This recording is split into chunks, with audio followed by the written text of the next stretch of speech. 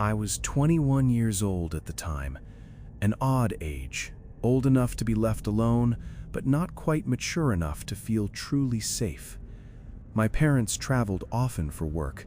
They owned more than one house, and our main home, overlooking a small pond in the backyard, was frequently empty for weeks at a time. The neighborhood itself was expensive, large houses, wide gaps between neighbors, and nights that felt unnaturally quiet. Across the pond sat a public park, but once the sun went down, it became a stretch of soundless darkness, broken only by the occasional wind stirring the leaves. It was a summer night. I remember because every window in the sunroom was wide open. The sunroom was my favorite place, a soft couch, tall glass windows, and the night air flowing freely inside. I sat curled in the corner of the couch, positioned so I could see straight out toward the pond. The TV was on at a moderate volume. I was watching something. What it was no longer matters. What I remember is the first sound. A splash. At first it was faint, nothing alarming. Ducks and geese were common in that pond. Sometimes they fought, flapped their wings, churned the water, so I didn't react right away. But the splashing didn't stop. I lowered the TV volume, then turned it off completely. The sunroom instantly felt much quieter. The sound came again, heavier now, more rhythmic, not like wings, more like someone swimming. I moved closer to the window, pressing my ear against the glass. From the direction of the pond, I heard something that made the hair on my neck stand up. A hum. Soft, low, like someone humming without a melody. I opened the sunroom door and stepped onto the back deck. The night air was cold against my bare feet. It was dark. The pond was barely visible, only a faint reflection of moonlight on the water. The humming was clearer now, and the splashing stopped, as if whoever was there realized I was listening. I went back inside and switched on the deck's outdoor light. Yellow light spilled across part of the pond. No one was there, but the moment the light came on, every sound stopped. I stood frozen for several seconds. My mind tried to rationalize it. Maybe a neighbor, even though no one ever swam in that pond, especially not at night, especially not in our section of it. I decided not to go outside again. I locked the door, turned off the outdoor light, and returned to the couch. I texted my older sibling, who was away at college. No immediate reply. I tried turning the TV back on, but I couldn't focus.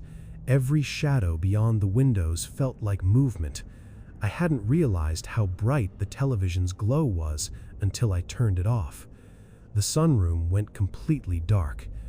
It took a few seconds for my eyes to adjust, and that's when I heard it. Breathing. Heavy, slow, right outside one of the sunroom windows. Not from far away, not from the pond, outside the window. I dropped down onto the couch instantly, lying as low as I could, holding my breath. My heart pounded so hard I was sure whoever was outside could hear it. Silence. Then a man's voice, low and unmistakably clear, spoke from outside. "I can see you." My chest felt like it had been punched from the inside. Without thinking, I shouted, "Paul? Is that you, Paul?" Paul was the name of one of our neighbors. I clung to the stupid hope that this was some kind of joke. No answer. Only the sound of footsteps moving away, bare feet, naked soles against the wooden deck. I didn't move for nearly 5 minutes. When panic finally gave way to a cold tremor, I got up and ran to check every door. Locked. I called my parents. My father told me to turn on the outdoor lights and be the man of the house. With shaking hands, I grabbed the largest kitchen knife and opened the deck door. The lights came on. On the deck floor were wet footprints, human footprints, bare, leading toward the side of the deck.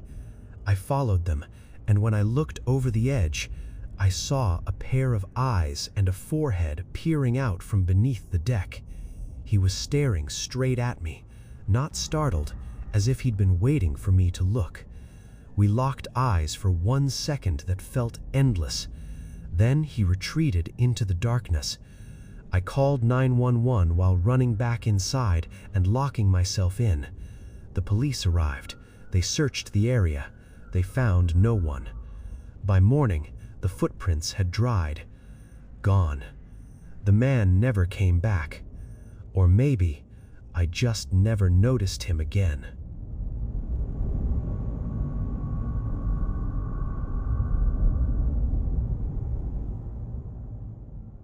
I still think about him sometimes. Not in a dramatic way. Not every night. Just in those quiet moments when the house is too silent, when the air feels heavy, and I remember how close he was the entire time.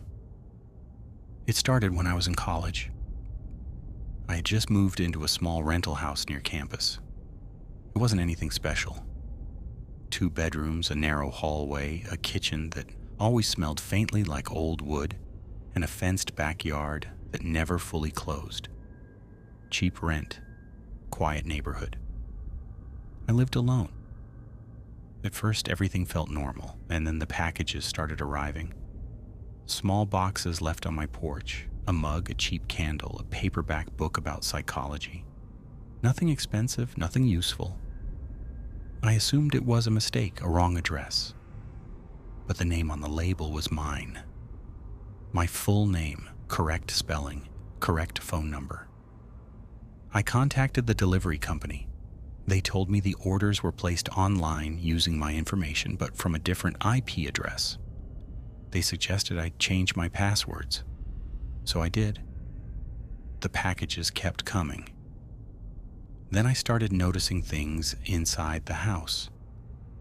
A cabinet door left open, the bathroom light on when I was sure I had turned it off.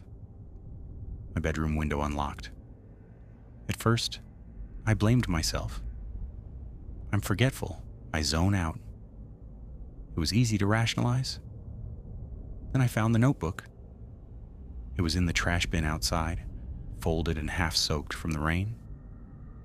I almost didn't open it. I thought it belonged to a neighbor, but my name was written on the front.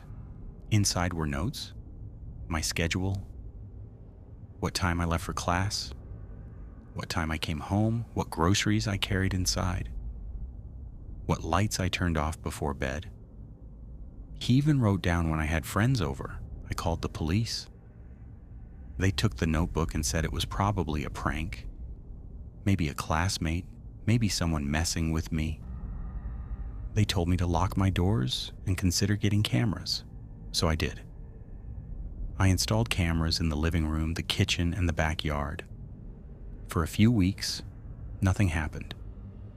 Then, the messages started. They came from an unknown number. He knew when I was home. He knew when I wasn't.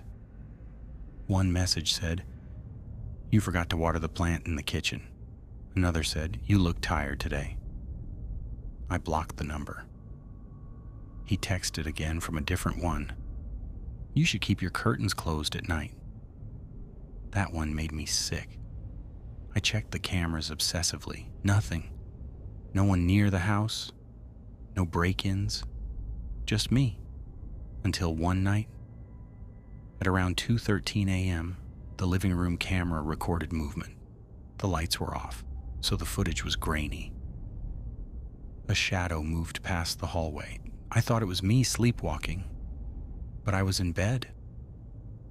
That's when I realized something else. I had cameras in every room except the bedroom. I started locking my bedroom door.